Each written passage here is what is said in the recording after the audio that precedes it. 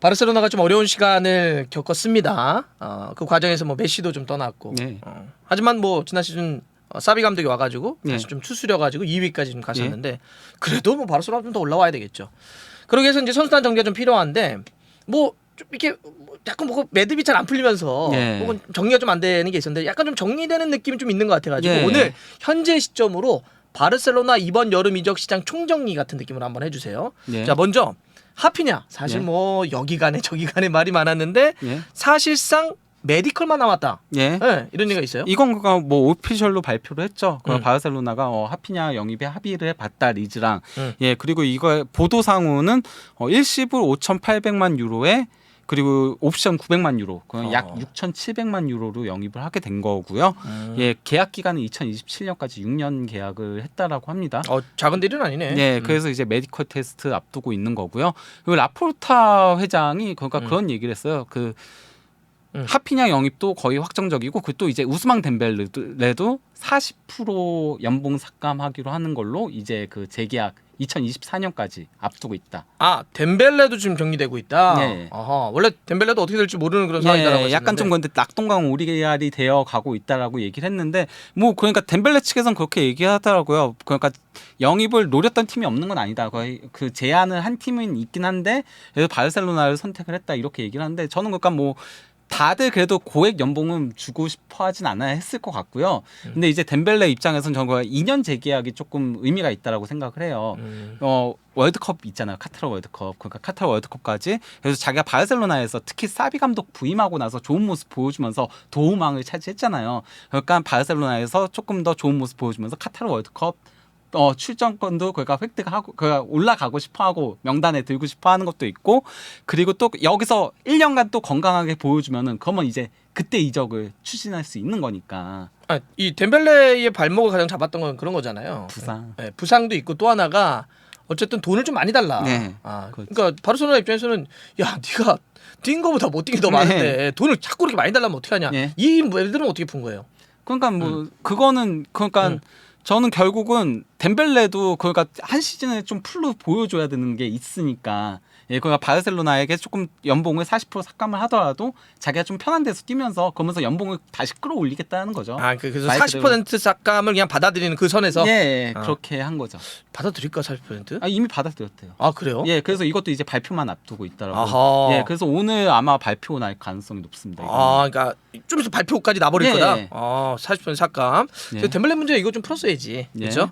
자 남은 딜이 또 있잖아요. 뭐 쿤데 센터백도 있고, 혹은 공격 쪽에도 바르셀로나 레반도프스키 딜이 있는데 이건 어떻게 되고 있어요? 일단 그러니까 뭐 현재까지는 캐시하고 크리스텐슨 영입한 상태에서 이제 하피냐 영입이 거의 확정적이 되어 가고 있는 상태에서 레반도프스키 영입과 이제 쿤데를 앞두고 있는데요. 쿤데 영입 같은 경우는 조금 데파이를 끼워가지고. 그래서 이적료를 조금 깎으려고 한다라고 하더라고요. 데파이 보내면서 껴서 쿤데 해서 이적료를 좀 낮추겠다. 예, 왜냐면은 이제 그 세비야 쪽도 어쨌건 간에 그 공격수 보강이 필요하거든요. 거기도 최전방 공격수가 골을 잘 못 넣는 게 문제가 있었기 때문에 그것 때문에 마샬을 임대로 데려왔던 거잖아요. 그런데 그렇죠. 마샬 임대도 결국은 실패를 했기 때문에 그래서 이제 데파이를 조금 끼워가지고 그렇게 하려고 한다는 얘기들이 나오는 거고요. 예, 그리고 이제 레반도프스키 같은 경우도 현재 그러니까 독일 쪽하고 조금 스페인 쪽하고 얘기가 조금 다르긴 해요. 뭐 그러니까 스페인 쪽은 5천만 유로를 했다라는 보도도 있고 제시할 것이다라는 보도들이 있거든요. 그리고 아마 받아들일 것이다라고 얘기들이 나오고 있는데 독일 쪽은 아직까지 받은 건 없다. 제안을 받은 건 없다라고 얘기를 하고 있고 또 5천만 유로 플러스 1,000만 유로의 옵션 추가. 이렇게 얘기들을 하고 있는데요. 근데 이제 현재 그 레반도프스키가 바이에른 팀 훈련에 합류를 한 상태긴 해요.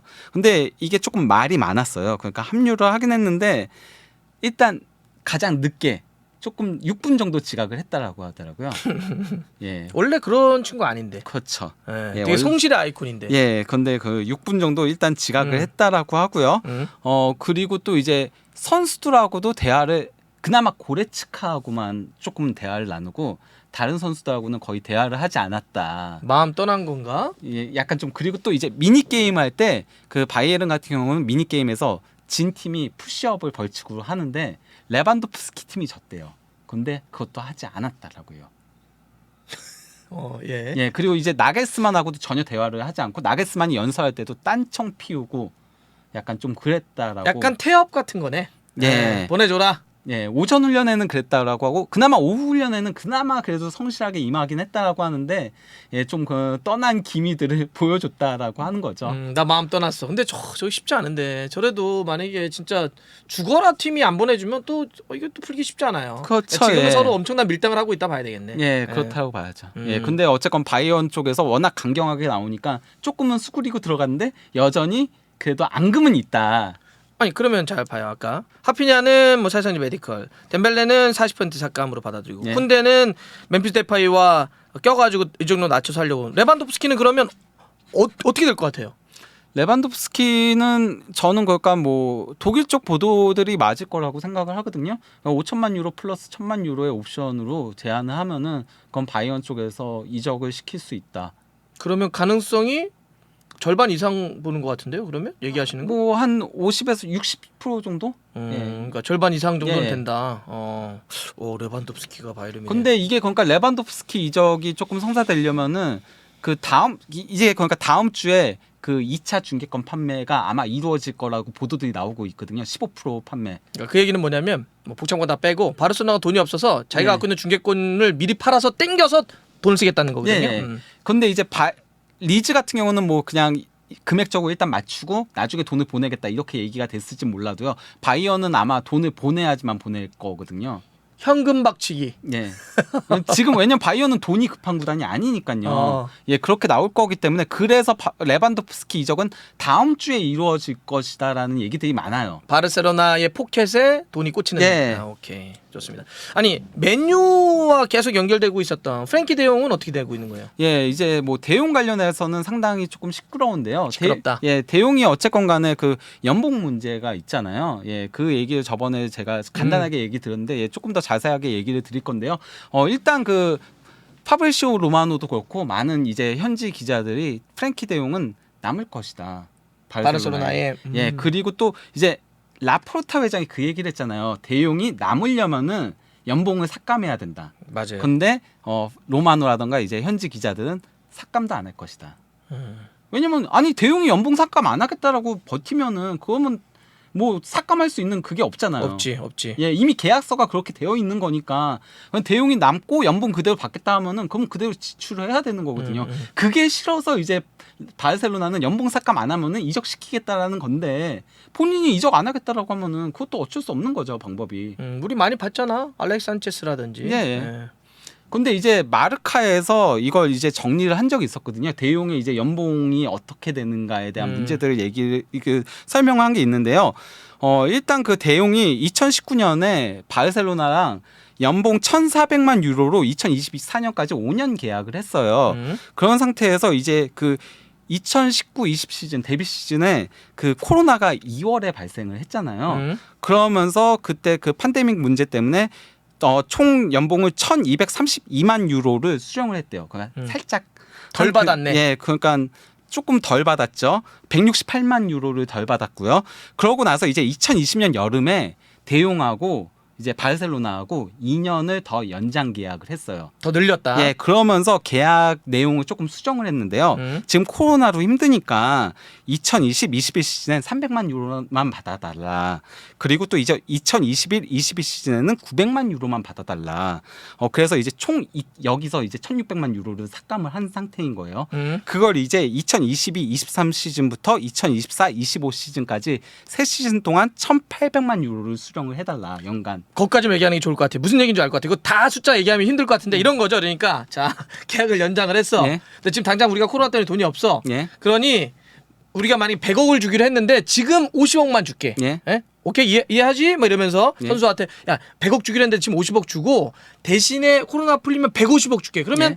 합산해서 2년 동안 어쨌든 200 가져가는 거잖아. 200억. 예. 이렇게 했다는 거죠. 예. 그렇게 하면 될 것 같아. 예. 그렇게 하기로 했다. 예. 근데 이제 새 시즌부터 응. 그래서 대용이 1,800만 유로의 연봉을 수령을 하게 됐는데요. 이게 주급으로 따지면요 35만 유로거든요. 어마어마하네. 예. 그러니까 엄청난 밀렸던 거를 이제 새로 개막하는 시즌 때는 진짜 줘야 되는 거예요. 이제 바르셀로나가. 예. 어마어마한 돈이다. 오케이. 그런데 이게 끝이 아니고요. 새 시즌에는 로열티 보너스를 280만 유로를 받고요. 2023-24 시즌 로열티 보너스가 무려 900만 유로예요. 그러니까 줘야 될 돈이 정말 산더미다. 예. 그러니까 이제 바르셀로나는 연봉 삭감 안 하면은 이적시킬 수밖에 없다. 이렇게 얘기를 하는 건 거죠. 예. 예. 그럼 어떻게 되는 거? 어떻게 하겠다는 거예요? 그래서? 그러니까 대용은 남겠다는 거죠. 그냥 연봉 그대로 달라. 그래서 잔류화 가능성이 높다. 예. 아니 왜냐면은 자기가 그러니까 이거에 대해서 또 스포르트에서 대용이 맨유로 이적하지 않을 10가지 이유를 설명한 게 있거든요. 예, 10가지 이유나 설명했어? 예. 스포르트는 얘네들 참 약간 좀 억지도 있긴 한데요. 한번 해봐. 이 듣고 10가지 싶어요. 이유가 뭐냐면요. 첫 번째가 신혼집을 최근에 결혼을 했거든요. 예, 그 신혼집을 바르셀로나에 이미 구매를 했다. 그리고 두 번째가 아내가 바르셀로나를 너무 좋아하고 이미 정착한 상태다. 예, 그리고 이제 세 번째가 대용의 꿈은 바르셀로나에서 뛰는 거였다. 이거는 실제 많이 얘기를 했었거든요, 대용이. 그리고 네 번째가 챔피언스 리그에 출전하고 싶어 한다. 챔피언스 리그에 못 나가면 명성이 떨어질 거 우려하고 있다. 맨유는 못 나가니까. 예, 그리고 이제 다섯 번째가 맨유는 역사적인 팀이지만 최근 행보만 놓고 보면 슬럼프에 빠진 팀이라고 생각하고 있다. 그리고 여섯 번째가 맨체스터 날씨 너무 구리다. 뭐 영국 날씨 구리다 이런 얘기죠. 예. 왜냐하면 스페인은 바르셀로나가 저도 몇 번 가봤지만 예. 참 좋습니다. 그렇죠. 이베라 반도가 예. 참 좋아요. 스페인 선수들이 괜히 향수병 걸리는 게 아니죠. 좋아요. 잉글랜드 가가지고. 예. 예. 그리고 이제 일곱 번째가 차비하고의 관계도 좋고 차비가 요구하는 거 자기는 충족시켜 줄 수 있다라고 생각한다. 그리고 여덟 번째가 바르셀로나에서 이미 고액 주급 수령하고 있다. 더 이상 이거보다 더 많은 금액을 받기도 힘들다. 예, 그리고 이제 아홉 번째가 떠나라는 요청을 싫어한다. 이적설은 다 기획된 것이다. 그러니까 자기 연봉을 삭감하기 위해 기획하고 있는 거다. 작전이다. 예, 그렇게 생각하고 있다는 거고요. 열 번째가 협상은 바르셀로나와 맨유 사이에만 이루어진 거지 나한테는 없었다. 선수하고는 있는 일이 없다. 예. 이 어마어마한 주급을 맨유가 맞춰줄 수는 없죠. 이유도 없죠. 맨유가. 예. 그렇죠. 그걸 왜 아니, 내가 그거, 담당해야 돼? 예. 이렇게 그럼 바르셀로나하고 계약했던 걸 왜 예. 여기까지 반면 이제 대용이 떠나려면은 바르셀로나를 최소 그러니까 제만 로열티 보너스는 안 받더라도 최소 1,700만 유로의 밀린 금액은 받아야죠. 그쵸, 그건 맞지. 예, 그걸 그러니까 바르셀로나가 그걸 주지 않는 이상에는 대용이 떠날 이유가 없는 거죠. 그건 쉽게 얘기하면 체불 임금이에요. 예, 그렇죠. 체불 임금은 당연히 우선 변상이라 그러나? 예, 줘야 돼요. 예, 파산하거나 이러더라도 예. 당연히 그 돈을 줘야 된다는 거고. 대용권이 가장 복잡하다. 제일 복잡하네. 예. 그러면 여하튼 그냥 남는다고 한다면은 그리고 아까 영입된 선수들 다 영입된다 그러면은 하피냐 새로 들어오고 쿤데 들어오고 레반도프스키 들어오고 이러면은 그리고 이제 프랭키 데용 남고 덴벨레 남고 그러면 뭐 그림 좋네. 예. 이렇게. 근데 이게 다 될지는 몰라요. 네, 어쨌든 바르셀로나가 이런 현재 상황이다. 예. 근데 약간 좀 프랭키 데용은 좀 복잡하다. 예. 근데 어쨌든 그 엄청난 주급이 발목을 잡고 있다. 예. 좋습니다. 예.